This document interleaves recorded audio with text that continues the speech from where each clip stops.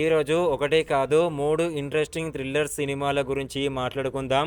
వీటిలో ఒకటి సస్పెన్స్తో టెన్షన్ పెంచితే, మరొకటి భయంతో వెంటాడుతుంది, ఇంకొకటి తన తెలివైన కథతో చివరి వరకు ఆసక్తిని నిలబెడుతుంది.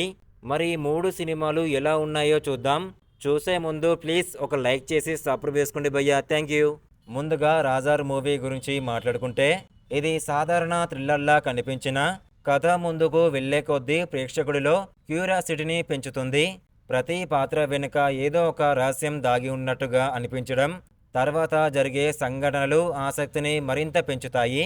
కొన్ని సన్నివేశాలు నిజంగానే ఇప్పుడు ఏం జరుగుతుంది అనే టెన్షన్ను కలిగిస్తాయి.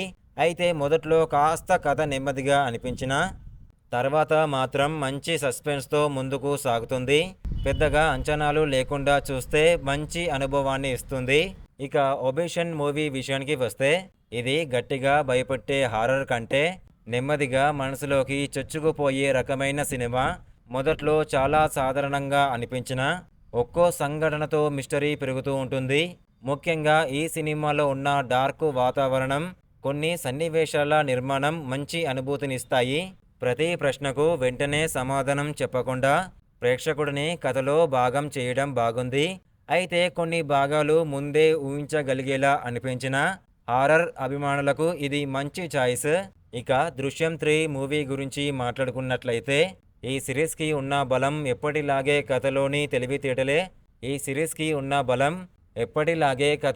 తెలివితేటలే. పెద్ద హడావిడి లేకుండా నెమ్మదిగా కథను ముందుకు తీసుకెళ్తూ ప్రేక్షకుడిని చివరి వరకు ఆసక్తిగా ఉంచే ప్రయత్నం చేస్తుంది. ప్రతి చిన్న విషయం కూడా తర్వాత కీలకంగా మారే విధానం ఈ తరహా సినిమాలను ఇష్టపడే వాళ్ళను బాగా ఆకట్టుకుంటుంది. కథలో వచ్చే కొన్ని మలుపులు ఊహించిన దానికన్నా భిన్నంగా ఉండటం వల్ల ఆసక్తి మరింత పెరుగుతుంది. అయితే వేగంగా సాగే సినిమాలను ఇష్టపడే వారికి ఇది కాస్త స్లోగా అనిపించే అవకాశం ఉంది. మొత్తానికి రజార్ మూవీ సస్పెన్స్ను ఇష్టపడే వాళ్ళ కోసం, ఒబిషన్ మూవీ హారర్ మరియు మిస్టరీని ఆస్వాదించే వాళ్ళ కోసం, దృశ్యం 3 మూవీ తెలివైన కథలను ఇష్టపడే వాళ్ళ కోసం 3 సినిమాలు 3 రకాల అనుభూతులను ఇస్తాయి. థ్రిల్లర్ జానర్ అంటే ఇష్టమున్న వాళ్ళు ఈ మూవీస్ని ఒకసారి ట్రై చేయొచ్చు. ఇలాంటి ఇంట్రెస్టింగ్ మూవీ రివ్యూస్ కావాలనుకుంటే ప్లీజ్ ఒక లైక్ చేసి సబ్స్క్రైబ్ చేసుకోండి భయ్యా, థ్యాంక్ యూ.